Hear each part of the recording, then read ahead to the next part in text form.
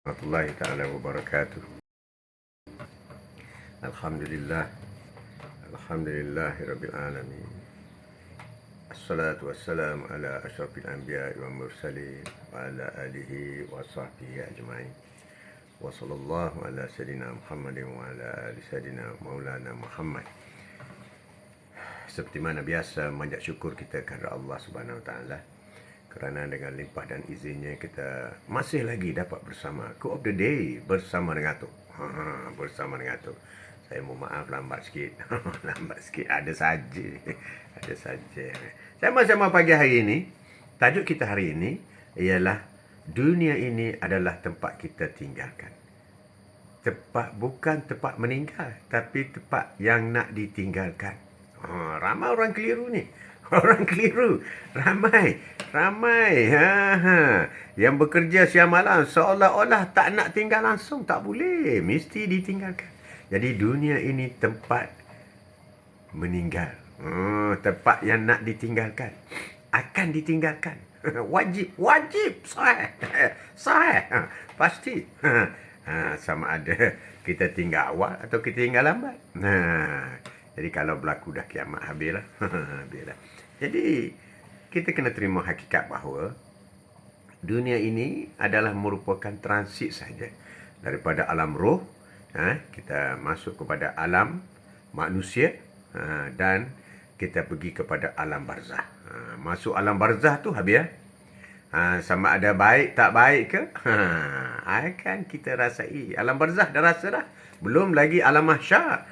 Belum lagi alam syurga atau alam neraka. Nurliza Bukhari. Bukhari. Assalamualaikum. Bijak tu, Haji macam YB. Banyak saya melawat kawasan. Melawat kawasan ni. Malam pergi solat Zuhur di masjid. Tengok orang jual kopiah. Belilah. Belilah. Biasalah. Tajuk kita hari ini, Noli, ialah dunia ini ialah tempat yang kita nak tinggalkan. Bukan tempat yang kita duduk selama-lamanya. Kita akan tinggalkan dunia ini. Dunia ini tempat kita akan tinggalkan. Jadi apa pun yang kita buat, kita harus ingat, kita nak tinggal semua ini. Sama ada jawatan kita tinggal, harta kita tinggal. Semua kita tinggal. Dan ada yang kita tinggal di dunia ini, tetapi kita akan boleh bertemu kembali di akhirat nanti. Siapa dia tu?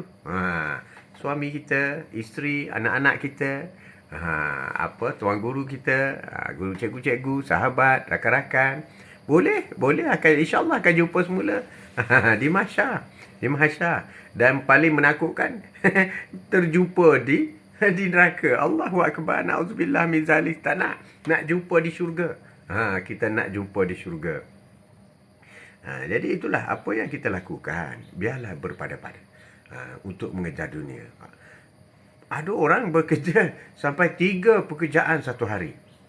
Pagi sampai sampai pukul 4 kerja tempat lain, sambung pukul 5 sampai pukul 8 malam kerja tempat lain, pukul 10 sambung lagi pergi berniaga pula. Kejar dunia. Kesungguhannya tu hebatlah. Tapi bagaimana dengan akhirat? Semua benda, semua yang kita akan tinggalkan. Benar, Nolita. Semua akan ditinggalkan. Jadi, apabila kita faham semua benda di dunia ini akan ditinggalkan, bersederhana. Itu yang penting. Itu yang penting, bersederhana lah. Bahkan yang kita nak kumpul ibadat kita, nak kumpul pahala kita, yang kita nak buat ibadat untuk ke akhirat pun, kita mesti beribadat sampai tidak melupakan tanggungjawab di dunia.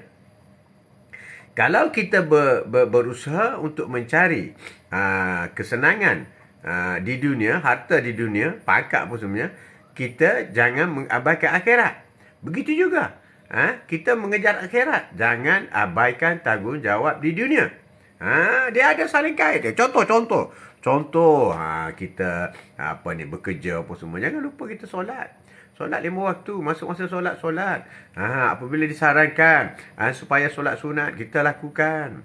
Apabila dapat rezeki sikit, kita bersedekah. Sedikit tak apa. Sebab yang disebut ialah bersedekah dengan tidak menyebut berapa jumlahnya. Keikhlasan yang menjadi ukuran. Ya Noli, bersederhanaan dalam dunia-dunia. Benar sekali. Jadi kalau kita mengejar dunia, kita jangan lupa akhirat. Jangan mengabaikan akhirat. Begitu juga dalam mengejar akhirat, kita jangan lupa tanggungjawab dunia. Apa tanggungjawab tu? Makan anak isteri kau kena buat. Betul lah. Pahala kau banyak apa. Jadi, di pada mahsyar nanti isteri kau akan tuntut. Kenapa kau tak bagi nafkah sebagainya. Jadi kena seimbang. Mencari ilmu juga merupakan fardu. Fardu memberi ilmu, mencari ilmu kepada anak-anak. Ilmu semua sekali lah. Sama ada ilmu fiqh, ilmu tauhid, fardu ain semua tu, ataupun ilmu-ilmu mengenai keduniaan. Kita kena seimbangkan. Kena seimbangkan. Tapi setelah seimbang tu, apabila seimbang dunia, seimbang akhirat, so mana yang nak didahulukan? Mana yang nak dibanyakkan sikit? Itulah akhirat. Amalan untuk akhirat mesti bagi masa yang cukup. Masa yang cukup tu 50-50 kata? Bukan. Kita 24 jam Allah beri masa kepada kita. Tak kira budak kecil, budak besar, budak sakit, budak sihat, orang tua, orang kaya. Semuanya 24 jam. Orang pangkat, tak ada pangkat, orang miskin, semua 24 jam sama. Sama. Jadi, pandai-pandailah mengurus masa. Ada orang berusaha bersungguh-sungguh. Mengejar dunia tak cukup tu. Saya kena kerja. Tak kerja tak boleh makan. Allahu Akbar. Tak kerja tak boleh makan. Jadi masa saya 24 jam. Saya tidur pun 5-6 jam je. Terus saya bekerja untuk cari duit. Engkau kerja cari duit tu. Rezeki kau siapa yang menentukan? Siapa yang nak bagi duit tu? Siapa yang menentukan rezeki kau? Allah. Apabila Allah bagi rezeki. Adakah kau banyak berjumpa dengan Allah? Ataupun beramal dengan apa yang diperintah oleh Allah. Hablu minan nas, hablu minallah. Hubungan kau dengan Allah Subhanahu Wa Taala. Jauh mana kau berhubung dengan orang yang memegang kunci rezeki? Kau berhubung atau tidak? Kalau kau kurang berhubung dengan dia, kau asyik dia berhubung dengan dunia, dia tak bagilah rezeki pada kau. Sebab itu rezeki ni ada banyak jenis.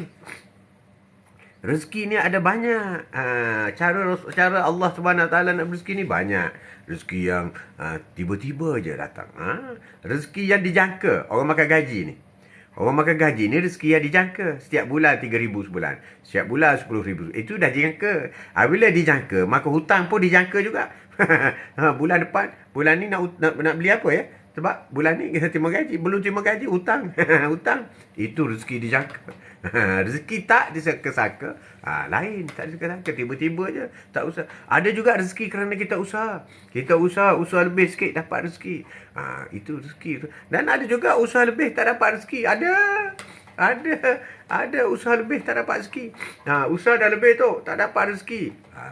Susah kan? Susah tak dapat rezeki. Itu ada dalam soal ujian daripada Allah SWT. Allah uji kau. Sebab ada orang gaji tak besar.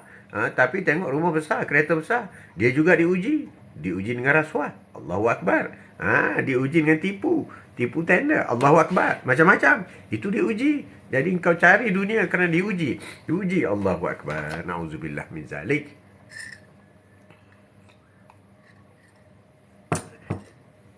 Orang miskin juga diuji. Semuanya diuji oleh Subhanahu Wa Taala. Tapi kita berpegang.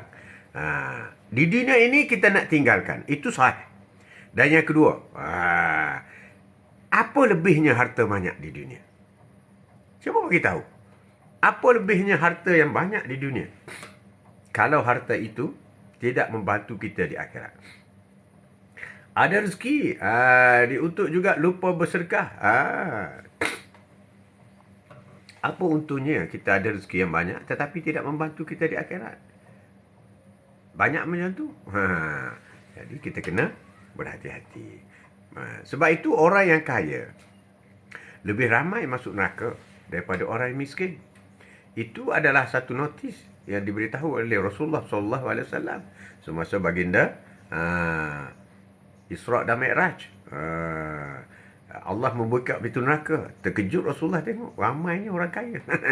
Allah membuka pintu syurga. Oi, terkejut ramai orang miskin. Sebab itu Rasulullah sentiasa berdoa, ya Allah, aku reda hidup dalam miskin. Rasulullah kaya, memang kaya, tapi dia nak hidup cara hidup sebagai seorang miskin. Itulah Rasulullah. Sebab dia tahu dah, orang hidup cara miskin ni ialah orang yang paling rapat dengan Allah SWT. Rapat Rasulullah. Itulah yang dibuatkan. Jadi kita mesti juga berpegang sebenarnya rupa. Jadi tak payahlah bangga sangat dunia ni. Tak ke mana pun. Kau jadi YB ke, menteri ke, PM ke, agung ke apa. Itu semua tak jadi persoalan, tak jadi nilaian di sisi muka nakir nanti. Yang dia tanya, ma rabbuka? Siapa Tuhan kamu? Tak boleh jawab. Kau hentak, saya Tan Sri. I don't care who are you. Hempap, hancurlah kau. Apa yang lebih ni? So tak payah kejar, tak payah deki. Ni sebab sampai berbohong untuk dapat jawatan. Allahu Akbar. Untuk jadi kaya sampai menipu. Allahu Akbar. Itu semua sementara. Umur dah 70 dah. Umur dah 80 lah. Berbohong untuk jawatan. Allahu Akbar. Kesian dia. Kesian. Nak buat apa? You pegang jawatan pun tak lama. 10 tahun habis lah. 15 tahun. Tapi di akhirat akan disoal. Kau menipu apa semua. Habis lah. Habis dah masuk neraka. Allahu Akbar. Nak habiskan neraka. Allahu Akbar. Sedih kita. Kita simpati kepada orang-orang yang seperti ini. Tapi dan kau nak berbuat, kau pergilah. Jadi apa lebih? Tak ada. Tak ada yang kekal dunia ni. Jangan sanggup membuat dosa kerana nak dunia. That is a very big mistake. Kerana nak senang di dunia, nak bagi harta banyak, kau menipu. That is very big mistake. Termasuk orang berhutang. Dengan membayar bunga, riba. Allahu Akbar. Kau beli rumah dulu rumah dah habis bayar kan. Rumah tarikh dulu ya. Sekarang nak duduk rumah banglo. Hutang lagi. Riba. Kena jaga riba. Riba balasannya berat. Allah dah beri kesenangan kepada engkau. Berada di rumah teres. Dengan tidak bergeluman dengan riba dan dosa. Tapi oleh kerana nafsu nak duduk rumah besar. Maka riba lagi. Jadi apa yang kita nak kejarkan sangat? Yang kita nak ialah akhirat, bukan dunia. Dunia bukan dunia. Dunia bukan tempat kita. Bukan. Jangan tinggal dunia, jangan. Sebab di dunia inilah merupakan jambatan. Overbridge. Nak pergi ke syurga atau neraka. Kalau hujung bridge kita tu menuju kepada syurga, maka kita akan jatuh dalam syurga. Kalau hujung bridge kita itu menuju ke neraka, maka kau masuk neraka lah.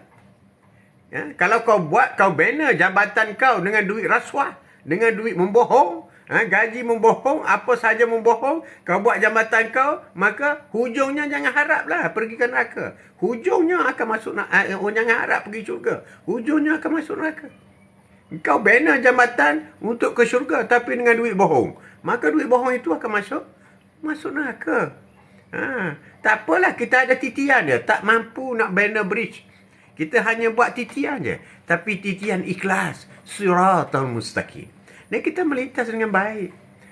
Kita melintas dengan baik. Dengan terus masuk dalam syurga. Itu yang kita nak.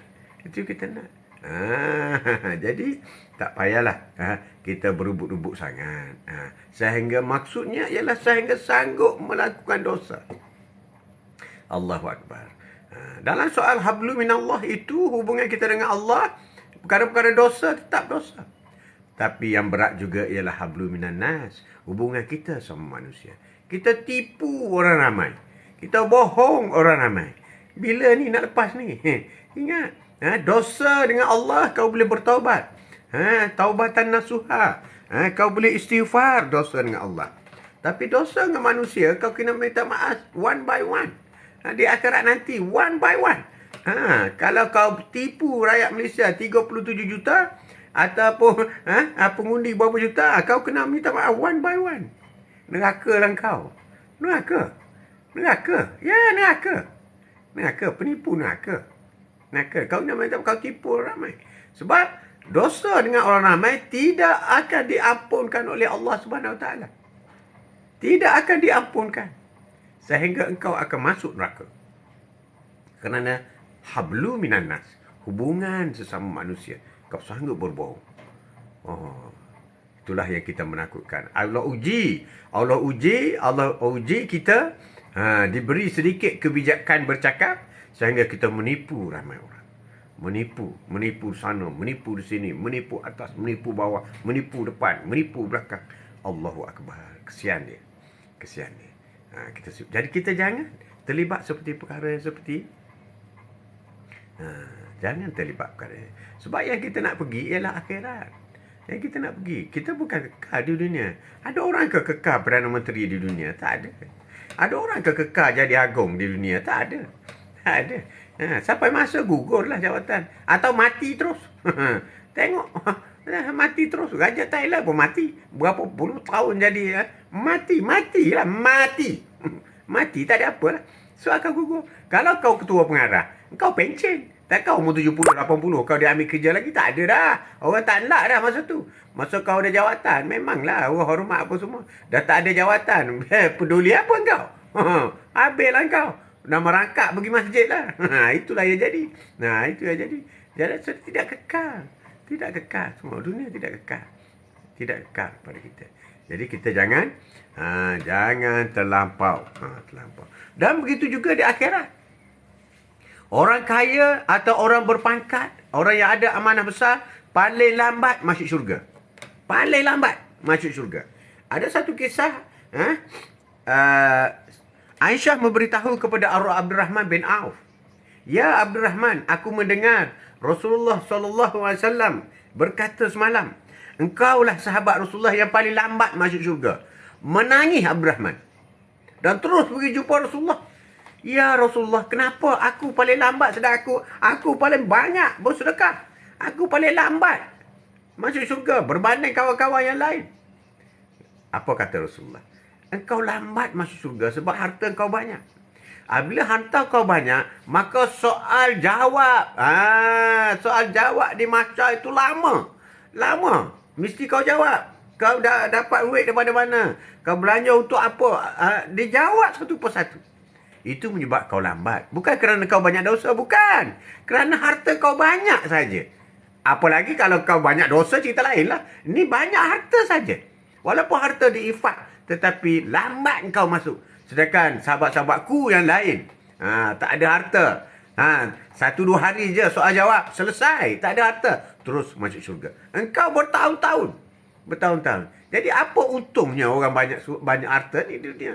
Tak ada untung. Tak ada untung. Walaupun dia kata aku buat masjid, tak apalah kau buat masjid tu bagus. Tetapi akan dihisap satu persatu. Walau sebesar zarah akan dibalas. Yang baik. Yang tak baik walaupun sebesar zarah akan dibalas. Pasti. Itu pasti. Jadi mana untungnya jadi orang kaya? Di akhirat tak ada untung. Tak ada untung. Jadi Abdurrahman bin Auf pun berdoa, ya Allah, miskinkanlah aku. Dia berdoa. Tak miskin pun. Sebab Abdurrahman ni adalah sumber infak kepada agama Allah. Susan, Assalamualaikum tu. Waalaikumsalam. Kop. Assalamualaikum tu. Salam duha. Salam ukhwah Islamiah. Semua teman-teman syurga, amin. Semoga dalam rahmat Allah, amin. Terima kasih banyak. Kerana sudi hadir bersama Datuk. Dunia ini adalah tempat nak ditinggalkan. Jadi jangan sedih lah kita miskin. Jangan sedih ni isteri-isteri ni. Isteri, jangan sedih. That's normal. Miskin tu bagus. Ya, pelik lah Datuk ni. Miskin pula bagus. Ya, miskin bagus. Kita selalu ingat Allah. Ya Allah, aku susah. Hari ini makan nasi sekali je. Tau. Dan aku boleh puasa. Itu untuk orang miskin. Orang kaya malah miskin. Malas. Orang kaya memanglah. Susah dia dapat pahala. Orang kaya. Barang siapa yang banyak harta, maka banyak pula kelelahannya. Orang banyak harta ni banyak lelahnya. Banyak masa dihabiskan harta. Sebab itu Sayyidina Ali kata, kalau kita banyak harta, maka kita kena jaga harta kita. Penat. Takut dicuri orang. Jaga harta. Tapi kalau kita ada ilmu, ilmu jaga kita. Ilmu jaga kita. Supaya kita tak buat jahat. Supaya kita tidak menyimpang daripada ajaran Allah Subhanahu Wa Taala. Jadi di antara banyak harta dengan banyak ilmu, maka sudah semestinya lebih baik banyak ilmu. Carilah ilmu banyak-banyak. Harta cukup makan sudahlah. Ya, Susan. Susan tak banyak harta. Cuma ada motor aja tu. Alhamdulillah. Orang lain basikal je. Orang lain jalan kaki je. Ramai lagi. Ada motor okey lah. Okey. Alhamdulillah. Buat yang sebaik ni. Gunakan motor itu untuk sebaiknya. Barang siapa yang banyak harta, maka banyak pula kelelahannya. Barang siapa yang banyak kelelahannya, maka banyak pula syaitannya. Dan barang siapa yang banyak syaitannya, maka hisapnya nanti lebih berat. Lebih berat. Kena jaga. Kena jaga. Jadi kita tak payah dengki lah. Kalau kau banyak harta, kata apa, aku tak kisah. Aku peduli apa kau banyak harta. Kau jawablah nanti. Baguslah. Bila kau diuji, ada orang diuji dengan memberi harta yang banyak. Senanglah di dunia. Okey, berapa lama sangat nak senang di dunia? 50 tahun, 60 tahun, 70 tahun, habislah. Yang kita nak senang akhirat selama-lama-lamanya. Itu kesenangan di akhirat. Kita nak di akhirat selama-lamanya. Itu yang kita nak. Dan dalam syurga nanti kita ni muda. Lelaki 30-an je umur. Orang laki-laki. Orang perempuan 20-an. 20-an. Orang perempuan muda semua. Muda. Muda dalam syurga. Hoi, muda. Itu yang kita. Biar banyak harta, jangan banyak utang. Biar banyak harta, jangan banyak utang. Kalau atuk dua-dua tu tak nak. Dua-dua tu tak nak. Biar sederhana.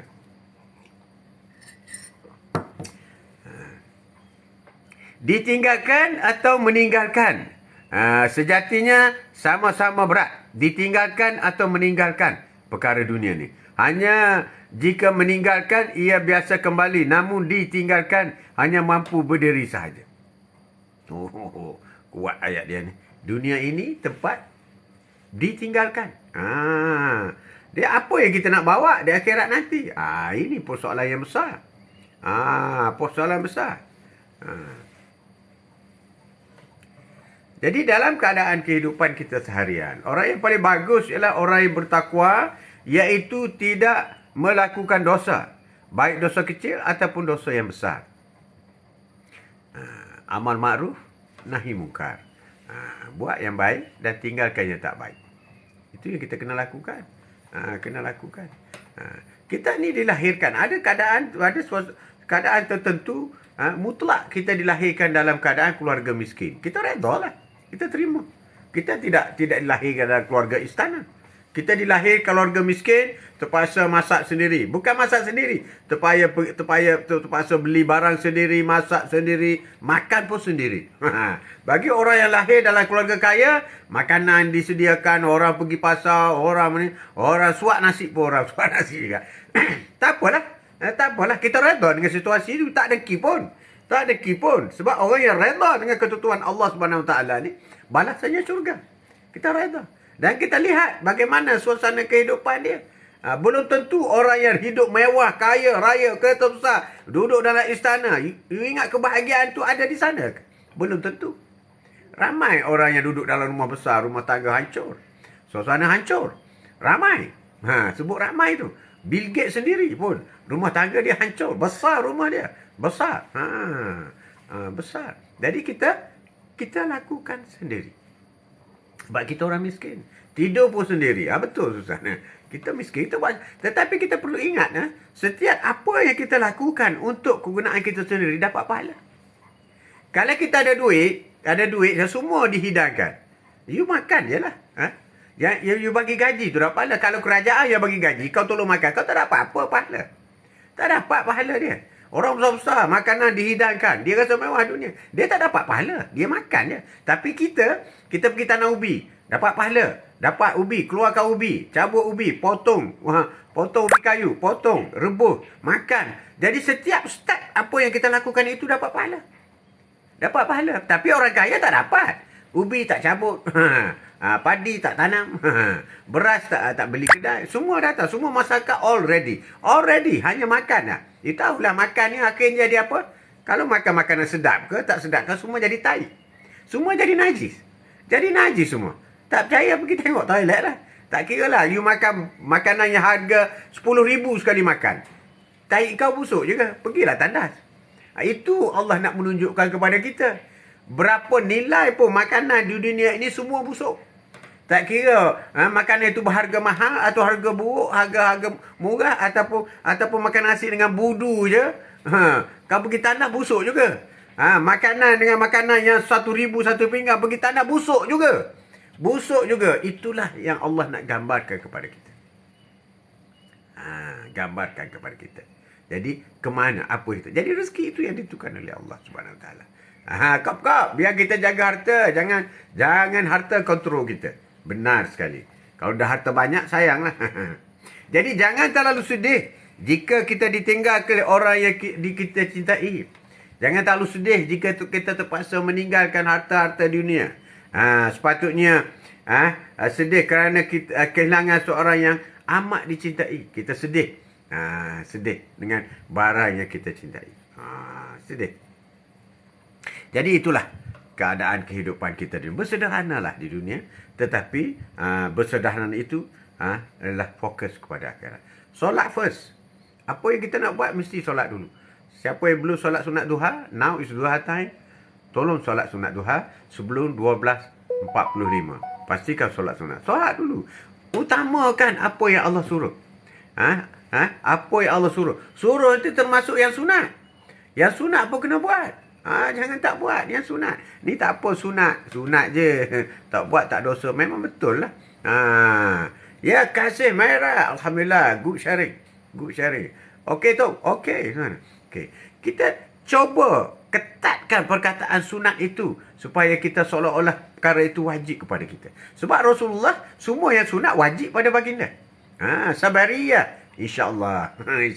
Pada Rasulullah, yang sunat semua wajib. Jadi kita, yang wajib pun jadi sunat. Allahu Akbar. Yang wajib pun tak nak buat. Macam mana ni? Jadi tumpukan, fokuskan. Kita beruntung jadi orang miskin. Tahu tak untung jadi orang miskin? Ni ramai orang tak faham. Bila kata dia miskin, ramai orang tak faham. Miskin ni, orang miskin ni dia banyak masa. Dia payah pergi meeting. Tak payah pergi meeting. Tak payah pergi rasmi sana, rasmi sini. Tak payah. Itu semua buang masa je. Masa 24 jam. Kau kena pergi hadir tu, hadir perasmian, potong ribbon tu, ribbon ni. Wah, tepuk tangan. Apa yang kau dapat? Jadi itulah untung jadi orang miskin. Jadi orang miskin, kita boleh melakukan ibadah dengan sepenuhnya. Bayangkan orang miskin. Orang miskin boleh bangun pukul 3 pagi. Sebab apa? Sebab dia tidur pukul 10. Pukul 11 dia dah tidur dah. Bangun pukul 3 pagi, solat tahajud. Pukul 3 pagi solat tahajud. Pukul 3 pagi bangun pukul 3 pagi. Bermula dengan ambil wuduk dulu. Ambil wuduk, ya Allah, ambil wuduk. Kalau nak mandi. Kamu nak wajib, mandilah kau. Ambil wuduk dulu. Lepas ambil wuduk, jangan bercakap dengan apa. Terus pergi tempat sejadah. Terus solat sunat wuduk 2 rakaat. Solat sunat wuduk 2 rakaat. Kenapa penting solat sunat wuduk 2 rakaat? Semasa Rasulullah Isra' dan Mi'raj, Rasulullah mendengar tapak kaki Bilal di syurga. Sedangkan Bilal berada di Mekah pada masa itu. Tapak kaki Bilal ada di syurga, Rasulullah dengar. Apabila balik ke Mekah daripada Isra' Mi'raj, terus Rasulullah panggil Bilal. Hai Bilal, aku dengar tapak kaki kau di syurga. Apa amalan kau? Apa ibadah kau? Bilal jawab, ya Rasulullah, ibadahku ialah aku solat sunat 2 rakaat selepas aku ambil wuduk. Jadi siapa yang nak tapak kaki ada di syurga? Bila tapak kaki kau di syurga, engkau ada di syurga lah. Takkan tapak engkau je kan? Jadi siap kali ambil wuduk, solat sunat 2 rakaat. 1, pukul 3 pagi. Ni orang miskin ni. Orang miskin boleh buat. Orang kaya boleh tentu boleh buat. Dan ramai tak boleh buat. Bangun pukul 3 pagi. Pukul 3 pagi. Ambil wuduk. Solat sunat wuduk. Kemudian solat sunat taubat 2 rakaat. Solat sunat hajat 2 rakaat. Kemudian buat solat tahajud 4 rakaat atau 6 rakaat. Kemudian kita penuhkan dengan zikir. Kita beristighfar, astaghfirullahalazim. Kurang-kurang 100 kali. Selepas daripada solat tahajud, dan kita sambung dengan berselawat. Allahumma salli ala sayyidina Muhammad 100 kali. Sambung ni pukul 4 pagi ni. Pukul 4 pagi. Masih lagi 4 pagi ni. Dan kita tahlil. La ilaha illallah 100 kali. 100 kali. Kita tunggu lagi. Dan kita baca Yasin. Baca Yasin. Pukul 5 baca Yasin. Sehinggalah masuk waktu subuh pukul 6 suku pagi. 6, 8 pagi. Bila masuk subuh. Masuk saja waktu subuh. Terus kita solat sunat fajar 2 rakaat. Solat sunat fajar 2 rakaat dulu. Kerana pahala solat sunat fajar ini Allah lah lebih banyak daripada dunia dan isinya. Siapa yang solat sunat fajar tadi, maka dia seorang jutawan sekarang. Selepas solat sunat fajar, maka kita solat subuh. Solat subuh 2 rakaat. Berjemaah. Tak boleh berjemaah di masjid. Berjemaah di rumah. Panggil suami. Bang, jadi imam bang. Imam. Jangan tak jadi imam bang. Ataupun kalau kita sama perempuan, mak jadi imam. Anak perempuan di belakang jadi makmun. Boleh. Boleh. Selepas solat sunat subuh, berzikir 33 kali. Subhanallah 33 kali. Alhamdulillah 33 kali. Allahu Akbar 33 kali. Tunggu Isra'. Masuk Isra', solat 2 rakaat. Solat Isra' 2 rakaat. 2 rakaat. Kemudian tunggu pukul 8. Maka kita solat duha. Solat awal duha. 4 rakaat, paling kurang 2. Kita solat sunat awal duha. Bila masuk pukul 10, solat pertengahan duha. 2 rakaat atau 4 rakaat. Akhir duha, sekarang akhir duha. Solat lagi 2 atau 4 rakaat atau 8. Buat lagi. Kemudian kita tidur sekejap. Ambil nap. Rasulullah tidur. Masuk pukul 12, Rasulullah tidur. Pukul 12 hingga pukul 1, satu suku. Tunggu masuk waktu zuhur. Bila masuk saja waktu zuhur, pergi ambil wuduk lagi. Ambil wuduk, maka solat sunat wuduk lagi. 2 rakaat. Kemudian masuk saja waktu zuhur. Terus qabliyah zuhur. Qabliyah zuhur 4 rakaat. Solat sunat qabliyah zuhur 4 rakaat. Kemudian solat zuhur 4 rakaat. Selepas itu solat ba'diyah zuhur 4 rakaat. Selesai di situ. Pergi buat kerja. Kau nak rehat dulu. Tunggu asar. Masuk asar. Solat awabin 4 rakaat. Ambil wuduk lagi waktu asar. 2 rakaat lagi solat sunat wuduk. Kemudian solat sunat mutlak 4 rakaat sebelum asar. Solat asar 4 rakaat pula di situ. Selepas solat asar tak ada solat lagi. Rehat dulu sehingga tunggu kepada maghrib. Tunggu maghrib. Bila masuk maghrib, solat ambil pula wuduk. Solat sunat wuduk 2 rakaat. Solat maghrib 3 rakaat. Kemudian solat sunat ba'diyah maghrib 2 rakaat. 2 rakaat. Antara maghrib dengan isya bezanya 1 jam je. 1 jam je. Sekejap aja. Kemudian terus masuk waktu isya. Kalau ada wuduk lagi, terus solat sunat qabliyah isya 4 rakaat. Solat isya 4 rakaat. Solat ba'diyah isya 4 rakaat. Kemudian selepas itu boleh buat solat witir 3 rakaat. 3 rakaat. Witir 3 rakaat. Kemudian kita akan sambung lagi pukul 3 pagi nanti. Orang miskin boleh buat. Dia tak ganggu masa dia. Itu kelebihan orang miskin. Itu minima. Ibadat minima yang dibuat oleh sahabat-sahabat Rasulullah. Itulah rangkuman solat-solat sunat dengan solat wajib. Sepanjang 24 jam. Jangan tinggal, kena buat semua. Sebab itu solat ni, solat wajib 17, sebenarnya pastikan 17 rakaat, pastikan kita boleh solat 50 rakaat dalam masa 24 jam. Solat-solatnya yang Atuk sebutkan tadi. Dari pukul 3 pagi sehingga pukul 3 pagi besok. 50 rakaat. Ini ahli syurga. Sebab tu orang miskin dia senang buat kerja. Dia tak ada komitmen lain. Dia tak ada jaga harta. Dia tak perlu pergi meeting. Dia tak ada. Dia meeting dengan lembu je. Tarik lembu sekejap, tambak buah pokok kelapa. Duduk situlah lembu tu. Saya selalu tengok live Atuk dari tahun lalu. Dari minta tip sampai sekarang dah lepas sedang berkhidmat. Kopi. IV tu. Tu ni bukan faham saya.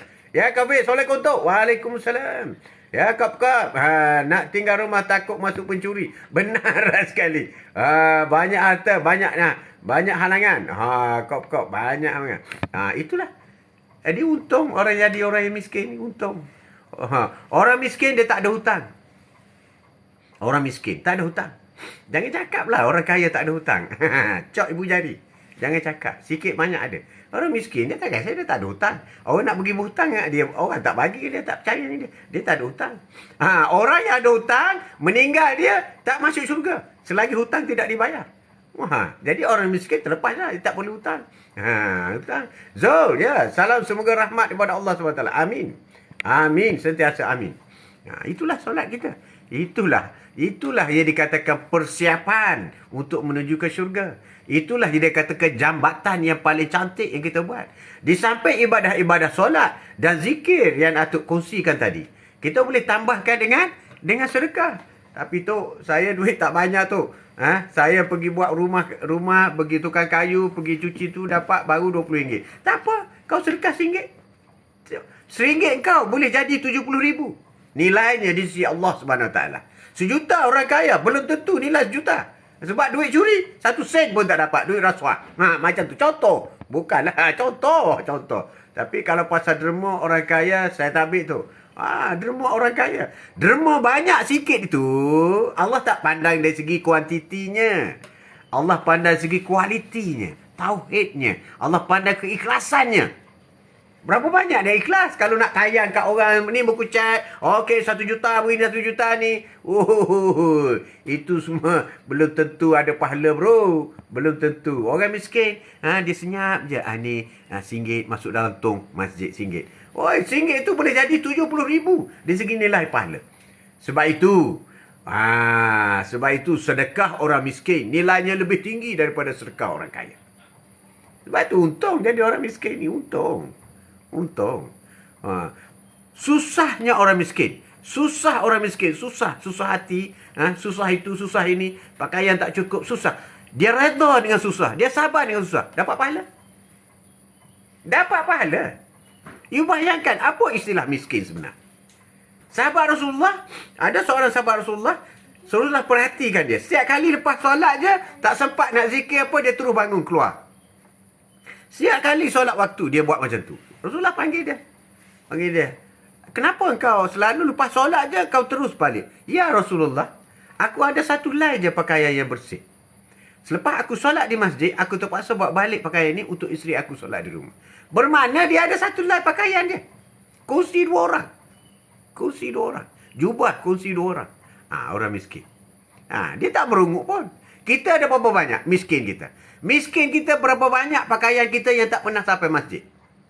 Miskin. Berapa banyak pakaian kita yang kita pakai hanya di rumah tak sampai. Nikmat yang Allah beri. Pakaian banyak, baru, lawa, cantik. Tak sampai masjid. Allah beri nikmat kepada kita. Kereta ke motor ke basikal. Berapa kali sampai masjid? Makin besar kereta, makin jauh daripada masjid. Makin besar kereta, makin lambat sampai masjid. Itu yang berlaku. Jadi mana kita bersyukur atas nikmat? Bersyukur atas nikmat ni bukan perkataan saja. Aku bersyukur ya Allah punya, bukan. Tetapi aku bersyukur ya Allah dapat baju. Aku bakar baju yang baru dan cantik ini untuk pergi solat di masjid. Itu tanda bersyukur. Bersyukur ni perkataan dan perbuatan. Ya Allah, aku bersyukur dapat gaji bulan ni. Aku bersyukur. Aku ambil sedekah RM50 kepada masjid, kepada rakan-rakan, kepada sahabat. Itu baru bersyukur. Ya Allah, bersyukur dapat gaji RM10,000. Masuk poket sendiri, senyap je. Itu bukan bersyukur. Tapi lebih baiklah dengan orang yang takbur. Lebih baik. Bersyukur ini mesti sesuli dengan. Sebab itu apabila kita masak di rumah, baunya sampai kepada jiran, maka wajib diberi sedikit makanan untuk mereka, walaupun kuah. Wajib. Itu baru bersyukur. Itu dalam soal ada berjiran. Ada berjiran. Kalau kita masak baunya itu sampai ke jiran, maka wajib kita tidak berdosa kita. Allahu Akbar. Kan susah jadi orang kaya. Senang jadi orang miskin. Jadi orang miskin mudah masuk syurga. Jadi orang kaya susah masuk syurga. Itu pilihan kita. Jadi kenapa kita nak kejar sangat dunia? Adalah pemimpin kata, Macam-macam lah pemimpin ni. Pemimpin duk banding lah kita nak maju macam mana. Kita bukan seperti Korea, Jepun. Itu orang kafir semua. Kau nak banding apa dengan orang kafir? Rasulullah tidak pernah membandingkan kerajaan Madinah dengan kerajaan Rom. Tak pernah. Rasulullah tidak pernah kata kita mesti maju lawan Rom supaya kita lebih maju. Tak pernah. Ni pemimpin akhir zaman ni. Akhir zaman ni yang tak betul jalan ni. Oh, kita kena ikut Jepun. Kita kena ikut ikut apa orang kafir? Ikut apa orang kafir? Ikut kerajaan kafir buat apa? Dan benda ni tidak dibuat oleh Rasulullah. Masa kerajaan Madinah, Rasulullah berperang dengan kerajaan-kerajaan besar ialah kerana akidah, bukan kerana harta, bukan kerana pangkat, bukan. Kerana akidah. Kamu mesti sujud. Mesti sujud kepada Allah Subhanahu Wa Taala. Kalau kau tak nak sujud, aku perangi kamu. Itu dulu. Dan Rasulullah tidak meniru pembangunan yang dibuat oleh kerajaan-kerajaan kafir dulu, tak pernah meniru. Sebab itu Madinah di antara negara 1400 tahun dahulu, sebuah ibu negara yang dibangunkan, ibu negara Islam, dibangunkan oleh Rasulullah SAW. Itulah pembangunannya. Itulah pembangunan sampai sekarang. You bandingkanlah dengan London, you bandingkan dengan Europe. Lagu mana pembangunan Europe, tapi semua itu kafir. Ditinggalkan. Tetapi pembangunan Islam yang sebenarnya, kau lihatlah kota Madinah. Itulah ciri-ciri kota-kota Islam. Dan banyak tempat di Madinah itu akan wujud di syurga. Raudah adalah di antara taman-taman syurga yang kita boleh lihat di dunia. Bukan Rome, bukan London yang kau pergi gila nak pergi London, Tokyo, Busan ke Korea apa semua. Itu bukan taman syurga, bukan. Kau pergi Raudah, taman syurga. Kau lihat gunung Uhud. Itulah satu-satunya gunung yang akan wujud di syurga nanti. Pergilah tengok gunung Uhud. Tu gunung di syurga tu. Gunung di syurga. So kenapa kita duk tiru negara-negara kafir? Tirulah negara yang diwujudkan dalam Al-Quran dan Sunnah. Al-Quran dan hadis sudah jelas untuk membangunkan negara kita ini. Jadi itulah cukuplah untuk hari ini. Kita jadikan diri kita ini bukan menentukan sama ada kekurangan dari segi material itu menjadi penghalang kita untuk kita beribadah kepada Allah Subhanahu Wa Taala. Sebab miskin itu subjektif sebenarnya. Kaya juga subjektif. Miskin macam mana? Sama ada miskin tak boleh makan? Tak adalah kita ni. Tapi miskin kerana tak boleh kereta baru. Miskin kita kerana tak boleh beli Honda. Itu je istilah miskin kita. Miskin kita kerana gaji 3,000. Itu miskin kita. Itu tidak miskin tu. Tidak miskin. 2,000 pun tak miskin. Sebab kita makan sekali saja. Orang kaya bukan makan 10 kali satu hari dah. Makin kaya makin tak makan ada.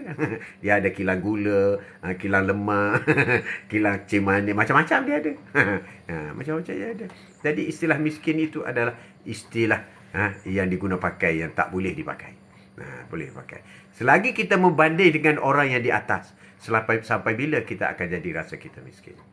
Sampai bila? Tapi jika kita banding dengan orang yang di bawah, maka kita akan bersyukur dengan apa yang kita ada. Ya Wan, salam Tok. Maaf lewat hati. Kita akan bersyukur dengan apa kita ada. Sebab itu, apabila ingin meletakkan tahap standard kesabaran kita dengan Allah Subhanahu Wa Taala, dan lihat rakan-rakan sekeliling kita. Kita lihat orang di atas, maka kita lihat. Dan kita lihat orang di bawah sebagainya. Kita sudah hidup ni hanya untuk boleh makan, boleh pakai, tempat berlindung. Apa syarat bagi orang yang nak kahwin? Syarat untuk tangguh isteri, satu sekali makan 3 kali sehari, pakaian 2 pasang setahun, tempat tinggal yang selamat, tempat tinggal yang selamat. Lagi satu lagi, 4, lupa dah. 4 wajib, itu saja. Itu saja yang kita perlu wajibkan. Miskin imam. Berat lagi tu. Berat lagi. Cukuplah untuk hari ini. Kita sambung lagi besok. Jadi kesimpulannya adalah apa yang kita lakukan di dunia ini adalah semuanya kita akan tinggal. Dan kita akan bertemu semula dengan siapa? Dengan orang yang kita buat baik di dunia. Siapa yang kita buat di dunia? Solat. Solat akan bertemu dengan kita di alam kubur. Dan juga di pada mahsyar. Solat-solat sunat akan bertemu kita di dalam kubur. Akan menjadi teman kita. Teman kita. Harta banyak, kereta besar, masuk kubur seorang-seorang je. Tapi Iman akan masuk sampai dalam kubur. Quran, baca Quran masuk dalam kubur. Sedekah kita masuk dalam kubur. Selawat kita masuk dalam kubur. Solat kita masuk dalam kubur. Bakti kita kepada orang tua masuk dalam kubur. Berbuat baik sesama manusia masuk dalam kubur. Itu je masuk dalam kubur. Jadi kalau dah tahu dah rahsia itu sahaja menjadi teman kita di alam barzakh, banyakkan benda ni. Banyakkan benda-benda yang akan masuk dalam kubur. Apabila matinya seorang Islam itu, seorang mayat itu, 3 akan pergi ikut mayat. 3 ikut. 2 balik, 1 tinggal. Harta yang pergi hantar mayat, balik. Keluarga yang pergi hantar mayat, balik. Tapi iman, ibadah yang kita lakukan di dunia akan kekal bersama kita di dalam kubur, di alam barzakh. Jadi iman ataupun ibadah yang kita lakukan itu kekal, maka perbanyakkan yang kekal tu. Tak payahlah perbanyakkan isteri, perbanyakkan kereta, perbanyakkan rumah. Maaf tu, lewat nada dengan tu ini. Perbanyakkan tu, tak payah. Perbanyakkan orang yang akan bersama dengan kita dalam kubur. Sayang isteri macam mana pun, dia tak akan mati dengan kita dalam kubur. Anak ke siapa. Tapi solat kita akan bersama dengan kita dalam kubur. Al-Quran yang kita baca Qul Huwallah, surah Ikhlas 1000 kali satu hari, akan berdamping dengan kita dalam kubur. Sedekah kita walaupun RM1 satu hari akan berdamping dengan kita dalam kubur. Selawat kita kepada Rasulullah 1000 kali satu hari akan berdamping dengan kita dalam kubur. Zikir kita subhanallah, alhamdulillah, wala ilaha illallah, wallahu akbar 1000 kali akan berada bersama kita dalam kubur. Baca Yasin setiap kali 1 atau 10 kali bersama dengan kita dalam kubur. Ini yang kena masuk dalam kubur ni, yang kita kena buat bekal. Bukan saham ASB banyak, tak masuk dalam kubur. Tak masuk. Ya Cici, ya user. Alhamdulillah, terima kasih tuan dengan perkongsian peringatan bersama. InsyaAllah, amin ya rabbal alamin. Maaf tu lah. Betul Cici. Nampak Cici je bersemangat. Bersemangat. Jadi kita kena fokus lah dalam soal. Sebab kita ni akan mati. Dunia ni tepat akan ditinggalkan. Jadi apa yang kita nak bawa? Itu persoalannya. The big question is, apa yang kau nak bawa ke dalam kubur? Itu yang kau kena fokus. Tapi dalam kita kejar nak bawa apa ke dalam kubur, kita jangan lupa berkhidmat kepada tanggungjawab kita. Kalau tidak, tak payah kahwin lah. Kalau kau tak nak bagi nafkah isteri, anak-anak, jangan kahwin. Sahabat Rasulullah ramai tak kahwin. Ramai, tapi masuk syurga juga. Tak ada hal. Perempuan pun ramai tak kahwin, tapi masuk syurga juga. Macam tu. Tapi orang kahwin lagi bagus. Kahwin lagi bagus. Jadi kita fokus je. Kita jangan lari. Jangan lari. Jangan duk kejar nak pangkat. Dah lah pergi kerja pukul 6 pagi. Balik pukul 8 setiap hari macam tu. 30 tahun kerja. Oi, kesiannya. Siap kok. Assalamualaikum tu. InsyaAllah. Panjang umur. Jumpa lagi. Maaf tu. Ada salah silap tu. Mudah-mudahan mendapat hidayah. Amin. Supaya kita semua dapat hidayah. Kita belum lagi baca surah Al-Fatihah pagi ni. Jadi sebelum kita tutup, kita baca surah Al-Fatihah dulu. Dan kita niat pahala Al-Fatihah yang kita baca ini akan disampai kepada Rasulullah SAW. Kepada kedua ibu bapa kita, sahabat-sahabat kita, jari-jari rakan-rakan, kepada semua rakan-rakan kita dalam quote of the day bersama dengan Atuk. Tak kira lah yang masih ada, yang sudah tak ada. Bukan meninggal, yang dah right hawa pun tak apalah, yang pernah masuk apa semua. Dan kepada muslimin, muslimat, mukminin, mukminat, ya Allah, sampaikanlah pahala Al-Fatihah yang kami baca ini kepada mereka semua. Al-Fatihah. Bismillahirrahmanirrahim. Alhamdulillahi Rabbil Alamin. Ar-Rahmanir-Rahim. Malik Yawmiddin. Iyaka na'budu wa iyaka nasta'in. Ihdinas siratal mustaqim. Siratal ladzina an'amta alaihim. Ghairil maghdubi alaihim waladdallin. Amin. InsyaAllah.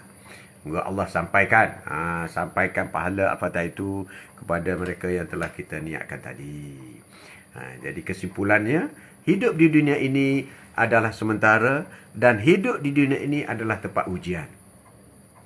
Bila kita susah, Allah uji dengan susah. Allah uji dengan kita lahir dan keluarga yang susah.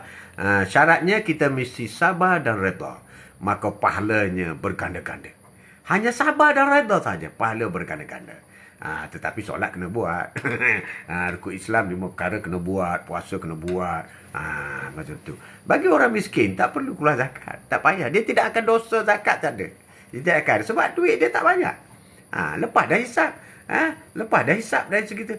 Puasa orang miskin lagi untung puasa. Dia tak payah makan. Tak payah makan.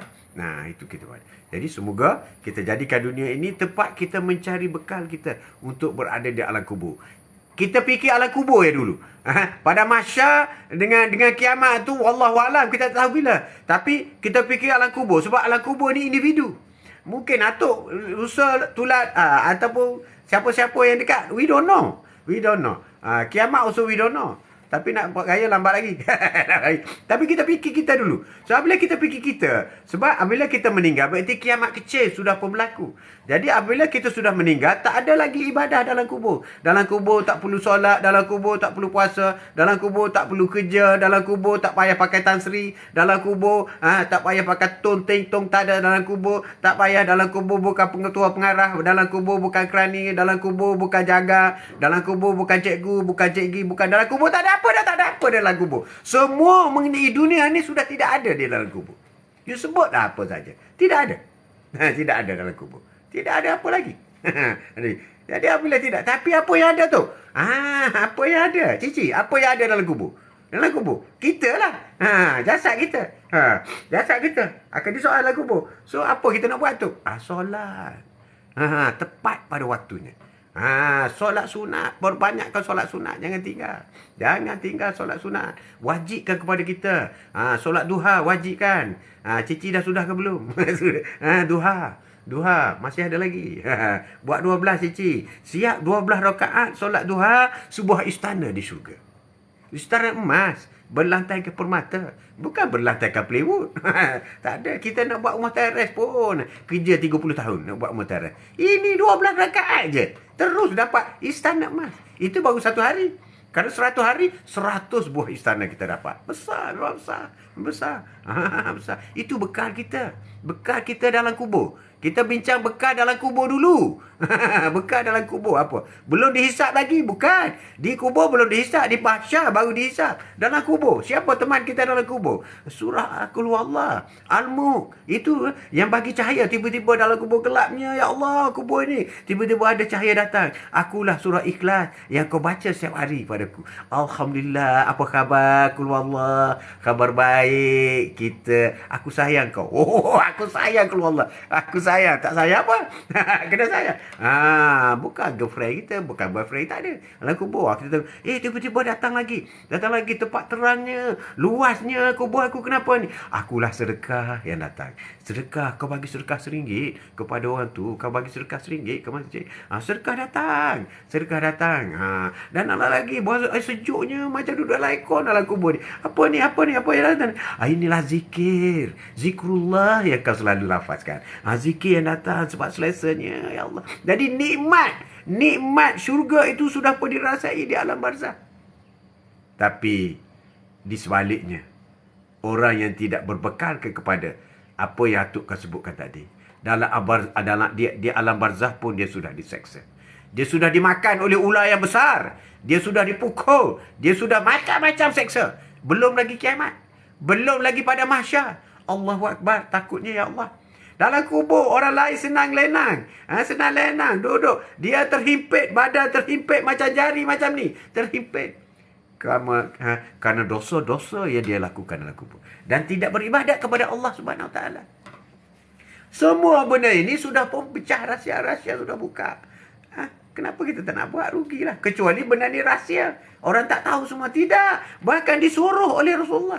Rasulullah suruh buat benda tu, buat benda ni, buat benda tu, buat benda ni. Apabila kau buat, kau dapat ni. Apabila kau tinggal benda jahat, kau dapat ni. Semua dapat, semua. Rasulullah yang suruh benda-benda. Rasulullah, bukan rahsia lagi. Ya Rasulawati. Assalamualaikum warahmatullahi wabarakatuh. Ustaz dan rakan-rakan sahabat semua. Rasulawati ni mesti first time masuk. Panggil atuk-atuk. Saya ni atuk awak, atuk yang suka celoteh. Cici tahulah, atuk suka celoteh.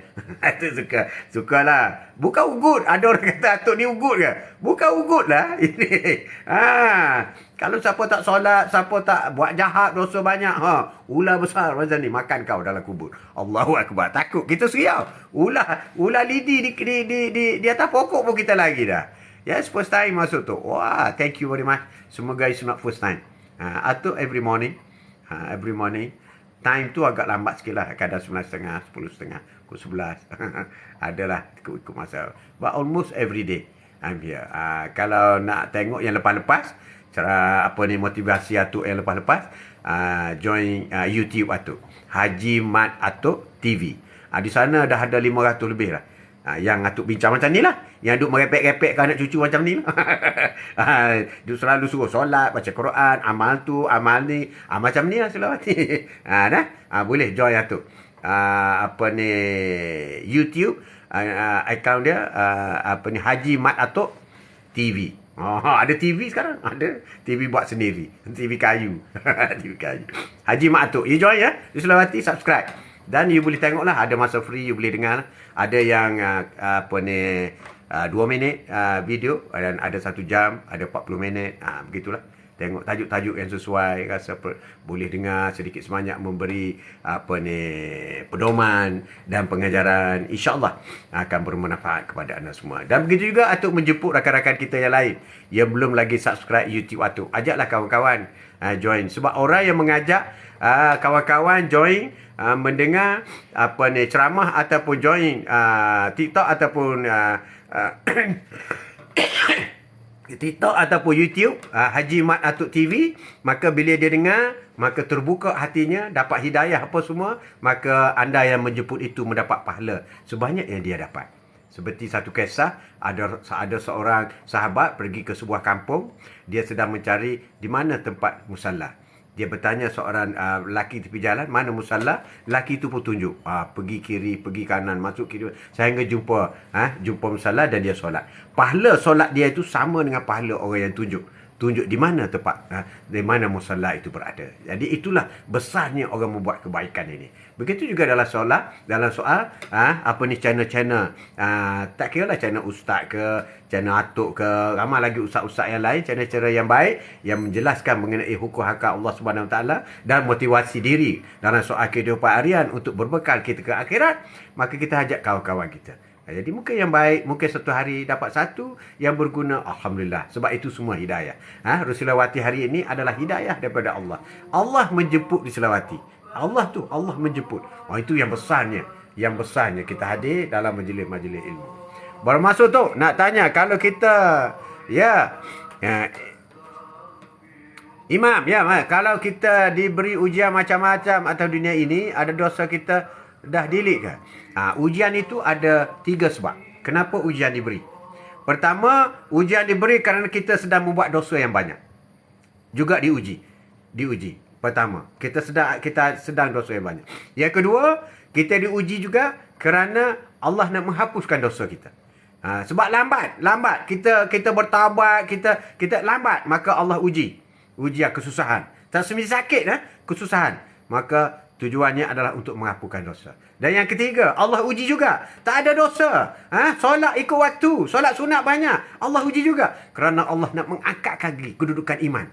Nak angkatkan lagi sebab tinggi. Dan nak menghapuskan dosa-dosa kecil yang lain. Jadi 3 sebab. 3 sebab. Yang boleh jawab, diri sendiri. Di mana diri anda berada. Itulah Imam. Imam. Okey, insyaAllah. Terima kasih banyak tu. Terima kasih Selawati.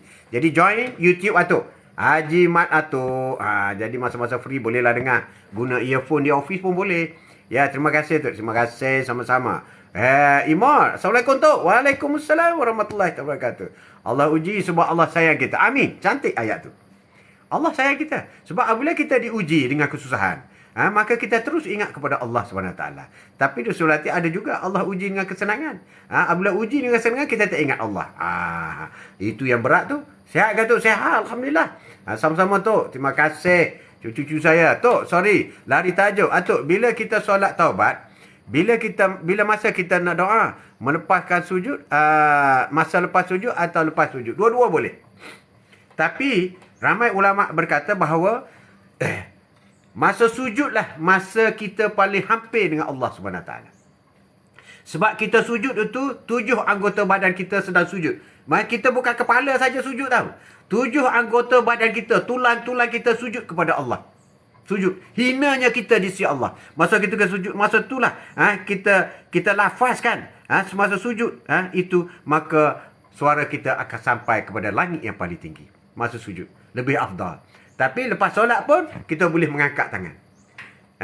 Mengangkat tangan.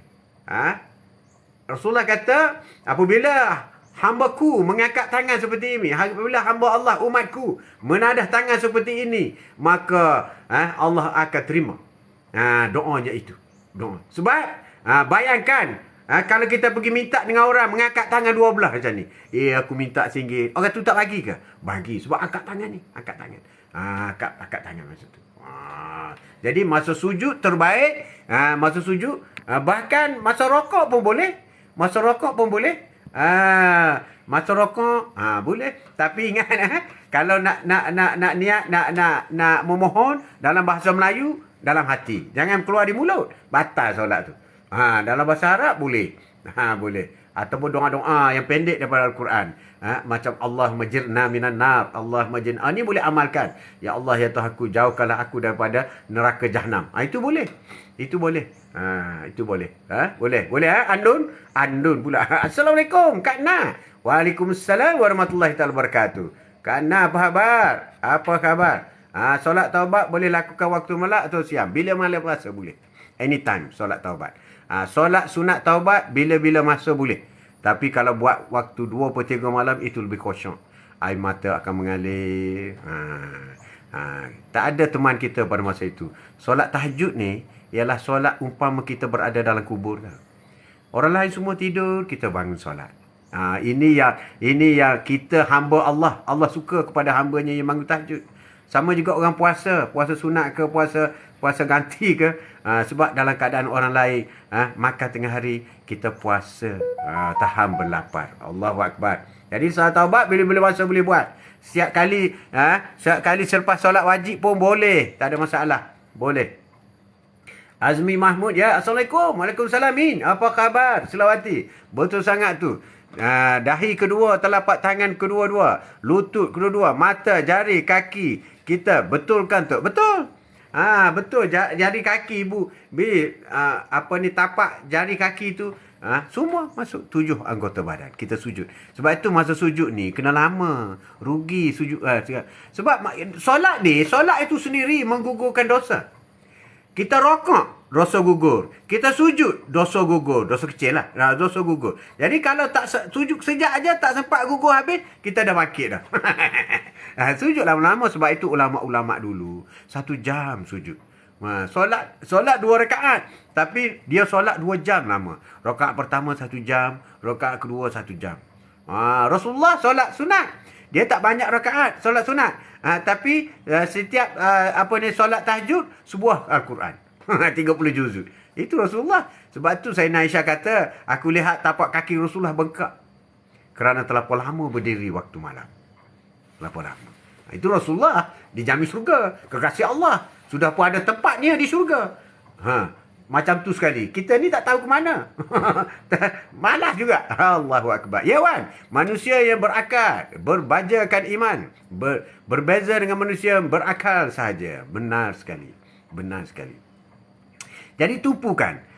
Atuk selalu beritahu, kalau dalam soal nak bersedekah, pastikan RM1 satu hari. Itu yang regular. Nak tambah sikit, anytime. Cuba gunakan pendekatan ini. Everywhere you pergi. Tak kira. Paling tak ada jumpa dengan budak-budak kecil. Nah, ambil RM1. RM1 satu hari. Sebab Rasulullah suka kepada ibadah yang ada kesinambungan. Ada kesinambungan. Terus pergi. Tidak kata hari ni sedekah 100. 3 tahun baru sedekah pula 100. Rasulullah tak suka macam tu. Dia ada kesinambungan. Sikit tak apa. Sebab ikhlas. Jadi, cara dia sekarang. Begitu juga dalam soal-soal sunat. Kita buat yang basic itu. 5 waktu itu adalah wajib. Kita kena ada bonus. Bonus itu solat-solat sunat tadi. Bila buat solat sunat, qobliyah ba'diyah saja. Qobliyah ba'diyah, katakanlah qobliyah ba'diyah zuhur. Qobliyah 4 rakaat, ba'diyah 4 rakaat. Maka diharamkan api neraka. Oh, kalau atuk nak jelaskan mengenai kelebihan setiap-tiap solat ini adalah besar. Besar. Tapi cukuplah kita mengamalkan saja. Biar Allah yang menentukan. Teringat kepada satu kisah. Malaikat pergi melihat ada seorang hamba Allah itu namanya berada di neraka. Tapi apabila malaikat turun ke bumi, malaikat melihat dia ni sedang beribadat kepada Allah. Kuat orang ibadat. Maka dia beritahu, "Hei si Fulan, aku lihat namamu sudah ada di neraka. Kenapa kau tetap beribadat?" Maka jawab si Fulan, "Wahai malaikat, aku beribadat kerana Allah. Di mana Allah nak letakkan aku, terpulanglah kepada Allah. Dia yang maha kuasa. Dia yang maha adil. Dia yang maha agung. Aku tetap beribadah kepada Allah SWT." Apabila malaikat mendengar ucapan daripada si Fulan tadi yang sedang beribadat, maka malaikat naik ke langit melihat namanya sudah dipotong daripada syurga, tapi terletak daripada neraka, tapi sudah pun terletak di syurga. Jadi kita beribadah ni jangan mengharapkan apa-apa ganjaran daripada Allah SWT. Kita mengabdikan diri, sujud kepada Allah, patuh dan redha dengan apa yang berlaku. Sebab kita akan masuk syurga dengan rahmat daripada Allah SWT. Itu yang penting kepada kita. Ya, betul-betul. Dapat derma RM1 setiap hari. Seronok sungguh. Tunggu, derma RM1 je. RM1. Banyak-banyaklah, tapi yang regular. Cuba RM1. Sekarang boleh online kan? Bank Islam boleh online. Pagi-pagi type dulu. RM1 sup hantar. Pagi-pagi tip RM1 sup hantar. Boleh online kan? Sedekah online. Bagilah RM1. Baru pagi belum buat kerja lain lagi. Belum, baru pagi. Atau duduk di office ke? Atau start bisnes. Belum start bisnes lagi. Transfer dulu RM1. InsyaAllah amalkan. InsyaAllah. Maka banyak faedah yang Allah berikan kepada anda semua. InsyaAllah. Amin. Itu janji Allah. Anda tidak akan miskin. Kalau anda bersedekah. Bayangkan bagaimana sahabat Rasulullah bersedekah. Bukan macam kita. Sebab tu dia dijamin syurga. Pada suatu hari Rasulullah memanggil semua sahabat. Kita memerlukan dana untuk menghadapi satu peperangan yang besar. Jadi siapa yang ada harta bolehlah infak di jalan Allah. Sayyidina Umar datang. Bawa harta berjuta. Banyaknya harta kau. Habis tu berapa banyak harta kau bawa? Sayyidina Umar kata, "Ya Rasulullah, aku bawa separuh daripada harta aku. Semua aku serahkan kepadamu untuk fi sabilillah." Wah, bagus. Sekejap Sayyidina Abu Bakar datang. Bawa banyak lagi. "Hai Sayyidina Abu Bakar, banyak kau bawa. Apa yang kau tinggal di rumah?" "Aku bawa semua harta aku. Yang aku tinggal di rumah, aku masih ada ialah Allah dan Rasulullah." Tengok. Sebab itulah iman Abu Bakar seorang. Kalau ditimbang lebih berat daripada iman seluruh umat manusia yang Islam. Itu Sayyidina Abu Bakar. Sebab itu dia wafat. Kuburnya diletak di bawah, di sebelah Rasulullah. Kau kena ingat. Kenapa hanya 3 kubur? 3 kubur bersama Rasulullah. Rasulullah, Sayyidina Abu Bakar, Sayyidina Umar. Siapa Sayyidina Abu Bakar di sisi Rasulullah? Sahabat. Betul? Rakan seperjuangan. Betul? Itulah pak mertua dia. Pak mertua dia. Bukankah Aisyah itu anak Sayyidina Abu Bakar? Bapa mertua ini setara dengan bapa. Jadi letak sebelah dia. Begitu juga Sayyidina Umar. Anak Sayyidina Umar menjadi isteri Rasulullah. Jadi Sayyidina Umar juga bapa. Bapa kepada Rasulullah. Jadi khalifah yang lain, Sayyidina Uthman menantu. Sayyidina Ali menantu. Kuburnya tempat lain. Jadi yang 3 ini. Ramai orang tak tahu. Kenapa kubur itu berada. Kerana inilah bapa dia. Bapa dia. Iaitu Abu Bakar dengan Sayyidina Umar. Pak mertua ini sama taraf dengan bapa yang sebenar. Subhanallah. Alhamdulillah. Allahu Akbar. Lama betul tak nampak Atuk. Atuk ada lah miluntin. Miluntin. Atuk ada. Ada. Tapi kadang lambat sikit lah. Kena tengok-tengok sikit lah. Keep up. Betul tu. Walau sejak mana pun kita. Solat jangan tinggal. Benar. Amin. Amin. Amin. So, Allahu Akbar. Istimewa Sayyidina Abu Bakar. Bapa saya. Istimewa. Itu bapa Rasulullah. Pak mertua. Sayyidina Umar. Pak mertua. Jadi cukuplah untuk hari ini. Dah kurang lebih. Atuk menyeru kepada anak cucu Atuk. Siapa yang first time nak buat solat sunat duha, boleh tanya macam mana buat solat sunat duha. Solat sunat duha, orang yang first time nak buat, tanyalah, tak apa, tak ada masalah. Macam mana nak buat solat sunat duha. Bagi orang yang sudah buat, selalu buat, alhamdulillah, teruskan. Cuma kalau boleh biar ada peningkatan daripada 2 jadi 4, macam tu. Jangan ada penurunan daripada 4 buat 2, daripada 2 tak buat. Allahu Akbar. Itu ada sesuatu tu. Sesuatu. Biasanya dosa masih belum diampunkan. Tapi kalau dah daripada 2, seronoknya buat 4, itu kita sudah bersih di sisi Allah SWT. Apabila kita rasa ringan nak beribadat, maka kita sudah suci dan bersih di sisi Allah Subhanahu Wa Taala. Terima kasih tu dengan perkongsian ilmu sama-sama. Jadi buat solat sunat duha 2 rakaat. Sajaku solat sunat duha 2 rakaat kerana Allah Taala. Jadi baca Al-Fatihah, kemudian baca surah. Surah tak semesti wadduha. Kalau tak ingat wadduha, baca Qul Huwallah. Baca yang pendek-pendek pun tak apa. Kalau tak baca surah pun tak apa. Selepas Al-Fatihah, terus sujud. Terus rokok. Buat rokok, sujud. Senang je. Senang je. Rakaat kedua begitu juga. Bangun baca Al-Fatihah. Kalau tak pandai baca surah, terus rokok, sujud.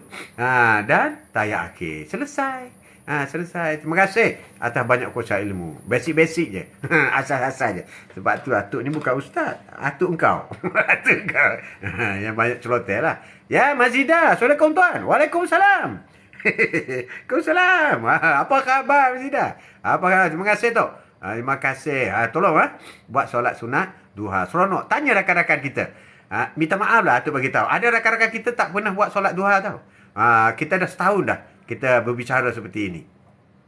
Tak pernah. Tapi bila dia start buat, dia seronok. Rasa nikmatnya solat sunat duha. Dan mulai solat-solat sunat yang lain, dia mulai increase tau.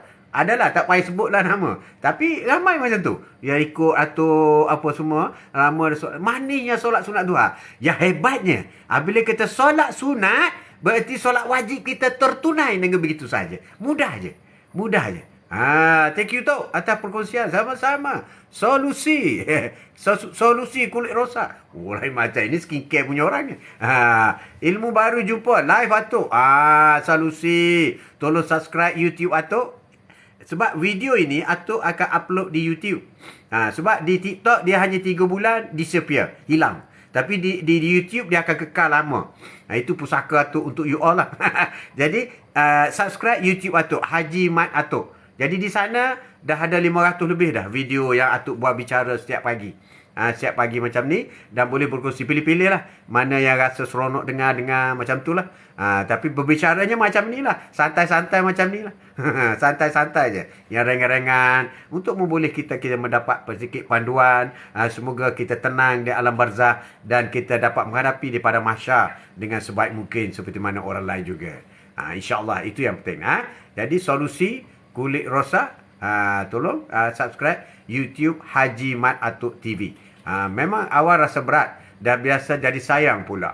Tengok. Ini rakan-rakan kop-kop ni. Awal rasa berat. Tapi kalau tak buat sunat, wajib pun berat. Tapi kalau dah buat sunat, ringan je. Ringan je. Senang je. Senang. Bahkan ada rakan-rakan Atuk. Rasa satu benda yang tak lengkap dalam hidup. Aku tak solat sunat lagi ni. Aku kena pergi solat. Rasa sampai macam tu. Allahu Akbar. Itu tanda Allah sudah terima. Allah sudah terima kita. Allah sudah terima kita mendampingi Allah Subhanahu Wa Taala. Itu. Dan kita dengan sendiri kita tidak akan buat perkara-perkara mungkar. Jadi dengan amal ma'ruf nahi mungkar itu jelas. Itu jelas kita boleh merasai. Nikmat itu ialah amal ma'ruf. Nikmat kita, amal-amal yang baik. Dan perkara mungkar kita sudah jauh dengan automatik. Bahkan TV yang cerita-cerita karut-mengarut, yang ada maksiat apa semua pun kita tak tengok dah. Kita dah kurang dah. Kita dah kurang, makin kurang. Itu Allah sudah sayang kita.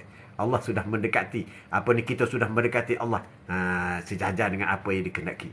Itu betul. Betik. Betik Karira. Betik Karira. Betul tak Atuk sebut? Assalamualaikum. Hadir Indo Jakarta. Wow, apa khabar Jakarta? Terima kasih kerana sudi kakek. Indo panggil kakek kan? Malaysia panggil Atuk. Bolehlah selalu-selalu jenguk kakek. Kakek engkau. Kakek engkau di Malaysia. Terima kasih banyak kerana sudi join dengan Atuk. Biasanya kita pukul 10.30 kita dah mula dah. Kadang-kadang lewat jugalah pukul 11. Bolehlah. Mungkin masa di Jakarta pukul berapa masa tu? Mungkin dah agak lewat sikit lah. Kita dah. Jadi itulah buat bicara kita. Jadi kalau boleh batik boleh join YouTube Atuk. Ada banyak motivasi Atuk. YouTube Haji Mat Atuk. Haji tanda sikit. Haji Haji MAT Mat ATOK Atuk TV. Jadi di sana ada video-video yang batik boleh lihat semula. Saya dah pergi kat YouTube Haji Mat Atuk. Alhamdulillah. Terima kasih Ruslan. Terima kasih. Haji Mat Atuk. Itulah. Butik boleh dengar pada sana. Jadi di sana ada yang lepas-lepas, ada di sana. Sebab Atuk faham, kadang-kadang tidak ada orang yang boleh setiap hari bersama dengan Atuk. Ada yang siang salah, ada yang seminggu sekali, ada yang sebulan sekali. Alhamdulillah, walaupun jarang pun masih ada. Apa khabar Tok? Apa khabar? Anak rantau. Khabar. Tapi apabila Atuk buat YouTube, dia boleh dengar di sana. Di YouTube Atuk itu dia boleh dengar balik apa hari-hari yang dia terlepas ke apa ke semua, Atuk upload di sana. Jadi boleh Batik. Terima kasih banyak Batik. Thank you from Jakarta. Khabar Batuk? Baik, alhamdulillah. Alhamdulillah. Ya, kop. Biasakan kepada yang tak biasa. Saya akhir-akhir menjadi biasa insya-Allah. Amin. Alhamdulillah. Atuk doakan supaya lebih meningkat. Susan follow Atuk. Susan follow Atuk. Follow. Ya, Ruslawati. Tok, kalau Haji Mat Atuk TV tak boleh, Tok Haji Mat Atuk okey. Oh, Haji Mat Atuk boleh. Tapi sebenarnya Atuk dah baiki Haji Mat Atuk TV. Tapi tak apalah. Haji Mat Atuk pun boleh. Boleh juga. Samalah. Kalau ada video yang macam ni tu, sama je lah. sama. Terima kasih. Ajaklah kawan-kawan supaya join YouTube Atuk. Supaya apabila mereka mendengar Sulawati, Sulawati dapat pahala tau. Ini yang dikatakan rantai pahala. Yang kita tak buat apa-apa, tiba-tiba kita dapat. Jadi, ini yang dikatakan smart ibadah. Sekali you buat benda yang baik, benda tu macam you sedekah. Tahu tak? Ilmu ni macam sedekah. Atuk sampaikan kepada Sulawati. Sulawati sampaikan kepada orang lain. Tapi tak pandai nak menyampaikan contoh macam tu. Maka, bagilah apa ni link YouTube ni. Maka dia orang dengar. Di situ you akan dapat pahala sama. Atuk dapat 10 contoh. Sulawati tolong link pun 10 juga. Kemudian kawan Sulawati link pula 10 juga. Pahala dan tak kurang pun pahala untuk Atuk sama 10. Macam tu. Jadi ini ramai orang tak faham dari segi kita nak viral benda-benda yang baik ini. Dan begitu juga jangan lupa. Bila kita viral benda-benda yang fitnah, kita akan dapat dosa tau. Sama dengan orang fitnah. Orang fitnah pertama dapat dosa. Orang yang viral fitnah terus dapat dosa. Na'udzubillah min zalik. Kita dah meninggal terus video kita viral. Yang kita fitnah orang. Itu kita hanya viral je. Kita lihat itu kena elakkan. Sebab itu kalau nampak video-video fitnah tu tak payahlah like, tak payah apa. Kau nak baca lah, kau nak dengar lah. Tapi kalau video-video agama, nasihat apa semua ni, terus buat link dan terus kita akan dapat pahala. Dapat ganjaran daripada Allah SWT. Okey. InsyaAllah. Terima kasih. Ya, betul tu. Terima kasih. Terima kasih. User, Assalamualaikum. Ustaz, Allahumma salli ala sayyidina Muhammad wa ala ali sayyidina Muhammad. User. Panggil Atuk, jangan panggil Ustaz. Berat sangat. Atuk tak boleh terima Ustaz. Panggil Atuk, user. User ni pun mesti post time ni. Saya dah hantar ke muka buku. Wah, hebat. Terima kasih banyak. Tolong viral dalam Facebook. Tolong viral Atuk punya tu. Dalam Twitter. Twitter pun ada. Twitter juga ada. Tapi Twitter tu Atuk campurkan ceramah Atuk dengan ceramah ustaz-ustaz yang lain. Iaitu M. Nasir. Haji Mat Atuk lebih kurang lah. Terima kasih banyak. Tolong viral dan sampaikan. Benda yang baik kita dapat rantaian pahala. Sebab itu Atuk di antara aktiviti Atuk selain daripada bagi motivasi ceramah seperti ini, Atuk viralkan Ustaz Azhar Idrus, Ustaz Abdul Samad. Atuk viralkan. Tak kira orang baca ke tak baca ke tak kira. Sebab kita link tu kita dah dapat pahala dah. Seorang je orang baca, orang dengar apa yang kita viral tu, kita dapat pahala lagi. Itu penting. Kita akan dapat rasa pahala kita ni apabila kita rasa tenang, apabila kita rasa kurangnya masalah sekarang, apabila kita rasa duit kita cukup je, berkat je. Gaji tak naik pun, jualan tak banyak pun, tapi rasa cukup je tahun ni. Cukup je. Itu berkat dah tu. Kita tengok kasih sayang dari keluarga. Nampak sayang lain macam. Selalu cakap agak kasar, sekarang lembut je. Itu berkat tu. Itu yang mahal tu. Hasil daripada perbuatan kebaikan yang kita lakukan. Bukan nampak dosa tak nampak, pahala tak nampak, tapi kesan kita nampak. Kesan kita rasa. Kesan kita boleh dengar. Kita boleh dengar. Subhanallah, alhamdulillah, Allahu akbar. Kesan dia. Kesan daripada pahala yang banyak. keluarga happy, gaji tak naik pun cukup, bisnes tak kembang pun cukup, anak-anak sihat semua, suka belajar, anak-anak suka solat, anak-anak mulai tak melawan kita, suami sayang isteri, isteri pun makin sayang suami, kita buat kerja dapur pun senang, tak rasa penat, balik kerja terus saja masuk dapur, rasa senang je, rasa ringan je, rasa happy je. Itulah pahala, itulah berkat pahala. Kalau dosa banyak, ya dah lah aku balik kerja, aku nak masak, lepas ni cuci pakaian. Apa kau ingat mak kau ni hamba ke? Itu dosa banyak. Dosa banyak, senang je. Ibu yang mengungkitkan tanggungjawabnya dosa banyak. Betul cakap atuk ni. Atuk nasihat je. Atuk nasihat je. Atuk nasihat je. Itu tanda dia, tanda. Tapi apabila kita pahala banyak, everything tanggungjawab kita sebagai isteri mudah kita buat. Suami pula everything tanggungjawab kita. Sebab Allah kata jagalah dirimu dan ahli keluargamu daripada dibakar oleh api neraka. Maka dengan senang dia mengajak. Okey anak-anak, mari solat dengan ayah. Mari solat dengan ayah. Okey anak-anak, mari kita cuci kereta. Okey anak-anak, mari kita tolong lap dapur dengan ibu. Okey anak-anak, mari kita kutip pakaian semua, kita cuci sama-sama. Okey anak-anak, senang je buat. Itu tanda barakah. Pahala kita banyak. Allah mulai menerima amalan dan ibadah kita. Itu yang penting. Kesan itu yang penting. Kesan itu yang penting. Biarlah kita tidak mewah, kita tidak jutawan di atas dunia ini, tetapi kita mewah dan kita jutawan dengan pahala yang banyak yang kita ada. Cukuplah untuk hari ini. Terima kasih banyak kepada yang telah subscribe YouTube Atuk. Terima kasih banyak dan tolong viral-viralkan. Semoga kita berkongsi pahala. Berkongsi pahala dengan rakan-rakan kita yang lain. Kesian. Sebab harus diingat, orang yang masuk dalam setiap perguruan ilmu, itulah hidayah daripada Allah SWT. Hidayah milik Allah. Pernah berlaku apabila Abu Talib nak meninggal. Rasulullah menangis sehingga basah janggutnya. Tapi Abu Talib tetap tidak syuhada. Tidak menyebut asyhadu an la ilaha illallah, asyhadu anna Muhammadar Rasulullah. Tidak menyebut.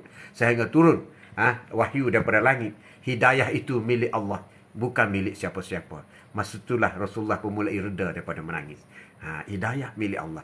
Jadi siapa yang masuk majlis ilmu, itulah hidayah daripada Allah. Siapa yang melakukan satu kebaikan, itu pilihan Allah, hidayah daripada Allah. Betul tu. Kita kena banyak muhasabah diri kita sendiri. Kita banyak dosa, maka kita kena istighfar dan hadir dalam kuliah-kuliah. Amin, amin ya rabbal alamin. Jadi untuk itu, apa yang baik daripada Allah SWT, apa yang kurang kelemahan Atuk sendiri, Atuk mengucapkan terima kasih banyak dan redha. InsyaAllah kita berjumpa lagi esok, insyaAllah. Sekian. Wabillahi taufiq wal hidayah. Assalamualaikum warahmatullahi ta'ala wabarakatuh. Wallahu a'lam. Sallallahu ala Muhammad. Sallallahu alaihi wasallam. Sallallahu ala Muhammad.